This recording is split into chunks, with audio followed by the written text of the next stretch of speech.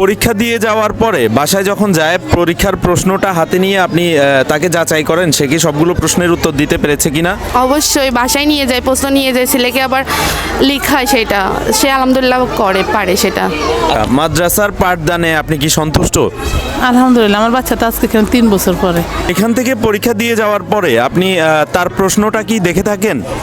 না, আমাদের তো হচ্ছে আমার সন্তান নার্সারিতে পড়ে, আমাদেরকে সাজেশন দেওয়া হয়েছে, সাজেশন অনুযায়ী পড়ানো হয়েছে এবং কি পরীক্ষাতেও কালকে সাজেশনের নিয়ম অনুযায়ী প্রশ্ন আসছে, ও বলছে যে আলহামদুলিল্লাহ সব পারছে। আচ্ছা, মাদ্রাসার পাঠদান বা এই যে সময়সূচি এই সংক্রান্ত কোনো বিষয়ে আপনার কোনো পরামর্শ আছে কিনা?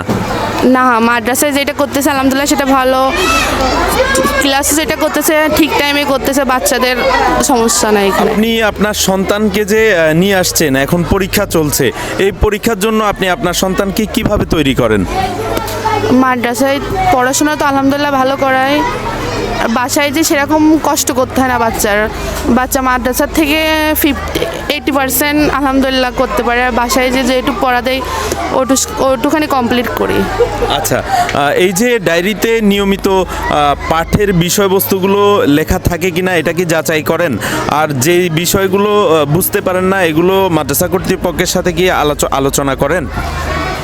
ডায়েরিতে যেটা দেয় সেটা তো বুঝতে পারি, আর যেগুলো বুঝতে পারি না ক্লাস টিচার যে সাবজেক্টের যে স্যার কিংবা ম্যাম থেকে তাদের কাছ থেকে শুনে নি সেটা। আচ্ছা, ধন্যবাদ। আপনার সন্তান কি নিয়মিত মাদ্রাসায় আসে? জি, আসে। আচ্ছা, আর মাদ্রাসার পড়াগুলো কি বাসায় রিভিশন দেয়? আপনারা কি তদারকি করেন? জি, আলহামদুলিল্লাহ সব পড়া আমরা মাদ্রাসা থেকে পাওয়ার পরে এগুলো আবার বাড়িতে তদারকি করি। আসসালামু আলাইকুম।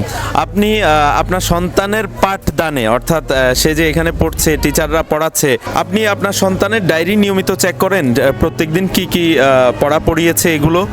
হ্যাঁ, করি, সব সময় চেক করি এবং বাড়িতে কাজগুলো আমি বাড়িতে শেষ করে দিই, আবার এখানে পাঠাই। আচ্ছা, মাদ্রাসার পাঠদানে আপনি কি সন্তুষ্ট? আলহামদুলিল্লাহ, আমার বাচ্চা তো আজকে 3 বছর পরে। মাশাল্লাহ মাশাল্লাহ, অনেক ধন্যবাদ। এই যে ও তো খুবই ছোট মানুষ, তো এই ক্ষেত্রে আপনি তার পরিচর্যাটা কিভাবে নিয়ে থাকেন?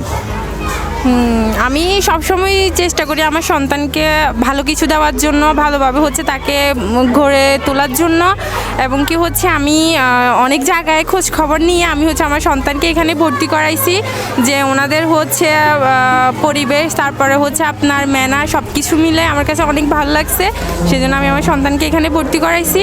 আর আমি আমার সন্তানের ব্যাপারে খুবই নিখুঁত, যে আমি সবসময় চেষ্টা করি আমার সন্তানকে সর্বোচ্চ ভালোটা দেওয়ার জন্য।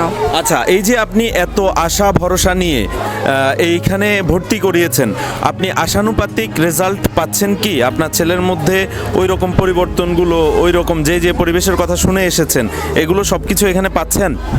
আমি তো এখনও নতুন, মাত্র এবারে নতুন ভর্তি করাইছি নার্সারিতে, এখনও এমনিতে মাশাল্লাহ যা কয়দিন ক্লাস করতেছে বা করছে অনেক কিছু শিখছে আলহামদুলিল্লাহ, বা যে আরবিতেও অনেক কিছু শিখছে, আবার বাসায় গিয়ে বলে, আমার কাছে ভালোই লাগে যে আমার সন্তান এগুলো বলে।